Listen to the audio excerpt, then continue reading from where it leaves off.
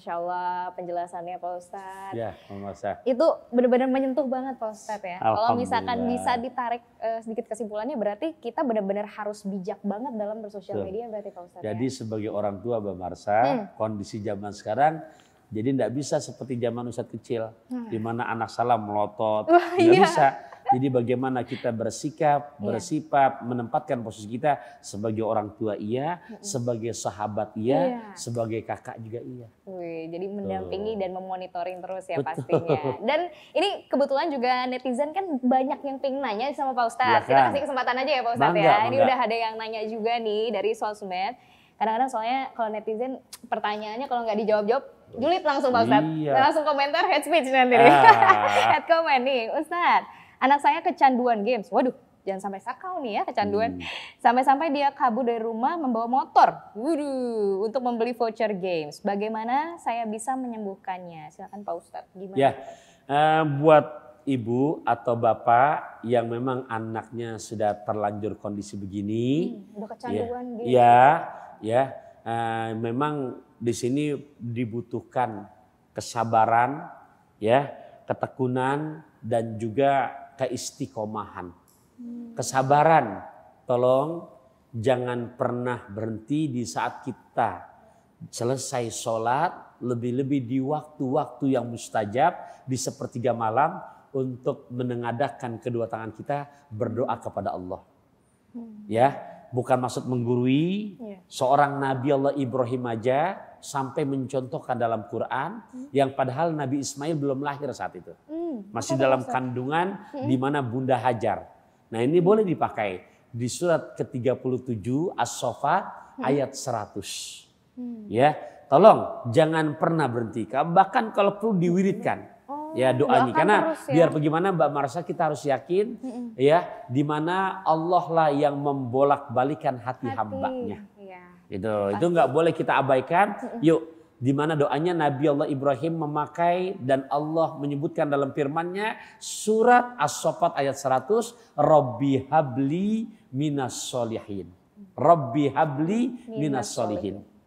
Yang kedua, Mbak Marsa, ya, di saat anak kita tertidur, itu juga di saat orang tua sempat, tolong yang namanya ruhnya itu mereka, anak-anak kita tetap hadir. Nah, seringlah kita berkomunikasi kepada anak kita di saat mereka sedang tidur. Komunikasi yang kalau sudah dikerjakan alhamdulillah, kalau belum mudah-mudahan jawaban ini bisa membantu kepada ibu atau bapak yang bertanya. Mana pernahkah kita sebagai orang tua berkomunikasi kepada anak kita di saat sedang mereka tidur tuh? Apalagi di sepertiga malam kita habis tahajud sampai kita belai-belai rambut mereka. Karena kewajiban orang tua Mbak Marsa dianjurkan untuk banyak mencium pada anak 4 hal. Ya, 4 hal. Satu, Ustadz buka peci Ustadz, muqaddamatur rosi. Pada bagian tempat tumbuhnya rambut pertama tuh, ubun-ubun. Kedua, ya apa, jabha, kening. Ketiga, khudain, pipi kanan, pipi kiri. Nah, di saat mereka tertidur, jangan malu-malu, jangan sungkan-sungkan. Anak kita sendiri kok. Ya, kita doakan. Komunikasi. Nah, jadi anak yang soleh ya nak. Nah, jadi anak yang soleha ya nak. Nah, itu cara yang kedua Mbak Marsa. Ungkapan doa-doa yang terindah langsung kepada anaknya di saat mereka tertidur. Itu ruhnya menyimak. Nah, yang ketiga tentunya berikhtiar dari cara yang tadinya mungkin mereka bebas dengan handphonenya.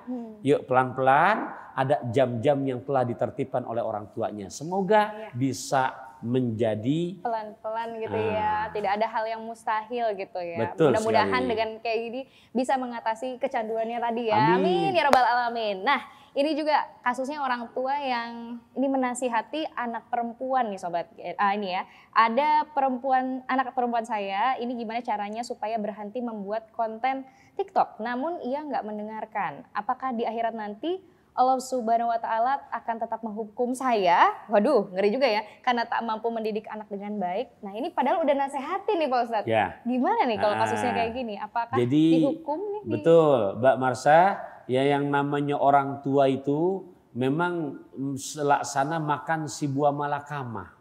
Nah, di sini apalagi sebagai bapak Jadi jangan sampai kita menggelincirkan diri kita menjadi dayus. Apa itu Pak Ustadz? Dayus itu apa?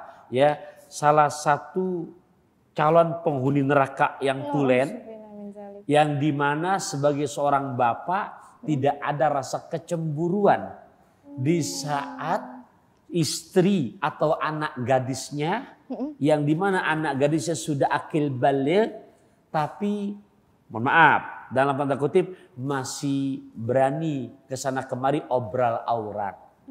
Ya, nah, akhirnya dengan kecanggihan zaman, apakah model TikTok di situ ditonton oleh semua orang, viral lagi viral. Ya. Nah, kita diam saja. Tuh yang disebut sama Rasulullah adalah sebutan dayus. Oleh karenanya kepada bapak atau ibu yang sekiranya terjadi anaknya demikian, ya kembali lagi saya utarakan, kembali lagi saya ingatkan, jangan pernah berhenti untuk selalu mengingatkan. Dan terus jangan ada istilah saya cukup, enggak, itu masih kewajiban kita. Nah, supaya nanti di saat kelak ada pengadilan yang sifatnya mengembalikan akan kesalahan kita, kita pun punya hak. Oh, saya sudah ingatkan. Nah, pokoknya harus terus ya menasehati, pendekatannya juga mungkin ya, komunikasi antara orang tua dan anaknya. Nah ini Ustadz, ada lagi nih, kasusnya nih netizen yang satu ini nih, gara-gara nulis komentar jahat di kolom artis, aduh makanya jangan julid ini ya, anak saya dilaporkan ke polisi, astagfirullah. Sebagai orang tua, apa yang harus saya lakukan apabila anak sudah terlanjur terjerat kasus pencemaran nama baik, bahkan sampai sudah dipolisikan nih, gimana Pak Ustadz kondisinya? Ya kita negara hukum, ya mau nggak mau ya harus menerima. Iya karena negara hukum. Iya sih. Ya, nah mungkin lewat kejadian begini akan membuahkan hikmah. Karena kadang-kadang anak zaman sekarang kalau belum dipentokin tuh kadang-kadang belum berasa. Ya memang sedih, sangat sedih. Tapi ya namanya negara hukum, lantas pihak yang sifatnya dicemarkan nama baiknya udah melaporkan kepada pihak yang berwajib. Nah tapi tetap jangan pernah berhenti juga di samping mendoakan anak kita dan menasehati. Ya kan enggak lucu kalau misalkan dengan demikian kita negara hukum ya mau nggak mau ya harus dijalankan ya gitu. Pak Ustadz ya.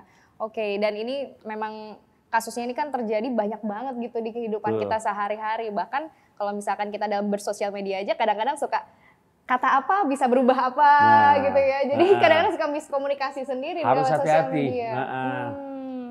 Itu ya untuk dari netizen yang sudah memberikan pertanyaannya, ini thank you banget juga, dan mudah-mudahan dari penjelasan dari Pak Ustadz tadi bisa kita belajar gitu lebih banyak gimana cara tadi menasehati anak, gimana cara Pak Ustadz supaya lebih dekat, terus seakan tidak menyuruh-nyuruh gitu. Nah, gimana caranya? Contoh Mbak Marsha, ya di saat kita yang namanya kewajiban orang beriman ya untuk menjaga yang namanya 5 waktunya. Kita sebagai orang tua, terutama para suami, ya jangan hanya pandai menyuruh, tapi tidak pandai untuk ditiru.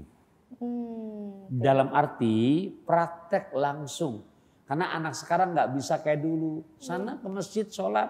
Tapi nggak ada contohnya. Nah, anak sekarang udah kritis pasti balikin. Iya bapak saya disuruh sholat, bapak megang remote aja nonton TV. Tuh. Atau gak sibuk aja gitu. Atau sibuk dengan handphonenya. Nah oleh karenanya lain lagi.